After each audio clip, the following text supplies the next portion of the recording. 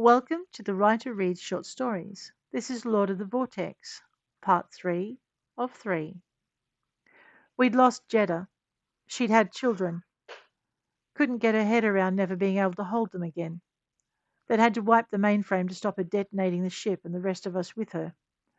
None of the full-bodied survivors had been able to talk her down.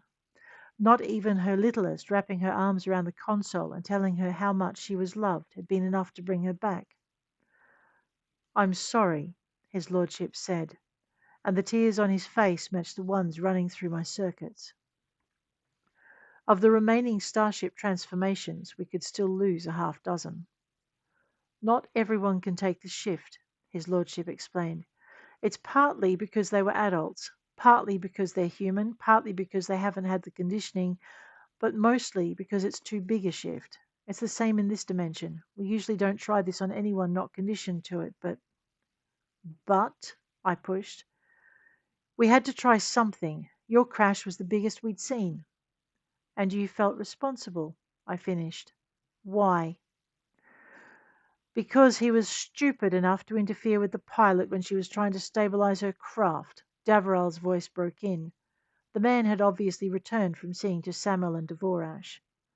"Not that it would have made a single jot of difference. You were going in, and that was that." "And I hadn't a hope in Hades of stabilizing the ship," I added, when his lordship looked about to argue. "I couldn't even stop the spin. I thought you had." "Almost," his lordship acknowledged. "But then you lost an engine and a stabilizer, and the ship you were in was never designed to fly in atmosphere, was it?" "No," I said. "Tell me about the survivors." So they did. We'd lost everyone outside a pod, but those in the main pods had pulled through. The command deck had been a write-off, but I would be flying in a squadron with many of them. Only the captain was walking out of this one on two legs. "We need to take you back," his lordship said. "Through the vortex?" I asked. "Is that possible?" He just gave me a look, and I realized I already knew the answer. Of course it was possible. Humanity had been trespassing for over 659 years. "We didn't know how to approach you," his lordship said. "Technically, you were just sliding across our borders." Davral gave another derogatory snort. "They were violating our territory every time they tethered, let alone when they passed through the outer rim." "But it was the outer rim," his lordship reminded him. "We've negotiated passage through that before." Davral turned to me. "Truth was, the politicians didn't want to let you humans know we existed without having a bit of leverage to ensure peaceful negotiation." I thought on the crash, on the way these beings had saved everyone they could. "Well, you have that now," I said, and then another thought crossed my mind. "What of your survivors? Was anyone hurt when we came down?" The thought was painful, but it had to be faced. "It was one of the reasons I failed to stop the spin," his lordship replied. "I had to get you over land that wasn't populated." "You should have put them into the sea," Davral muttered, and his lordship gave him a look that told me just how old that argument was. "So we killed no one?"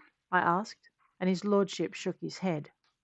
"No, I spared you that at least. And yes, Davral," he snapped, turning his head to the older man, "I know it was another bargaining chip I lost, but it was worth every life I saved."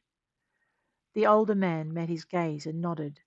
I caught the faintest flicker of a smile, and then Davral spoke.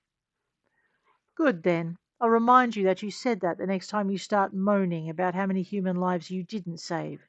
I'm sure your people appreciate the difference." His lordship hung his head, drawing a breath as if about to renew an old argument, but Davral wasn't finished. "And I should not have to remind you that as a lord you do not have the luxury of putting anything over your own people's safety. It is the law of the vortex, and you are tied to it."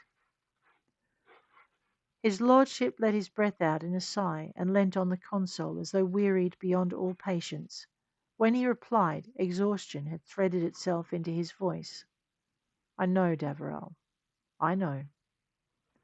Seeing he had the advantage, Davral didn't hold back. He turned to me. "Lady's ship," he said. My lordship must rest if he is to carry the negotiations to your people, and you have charts to become familiar with. It was as close to an order as he'd yet given me, and the first time he'd addressed me directly. I dimmed the lights briefly to acknowledge him, and he closed the gap between himself and his lordship. Come, my lord, you need to sleep. She will make the shift, and yes, he added, shooting me a sly glance as he guided his lordship from the control centre, I believe she will fly.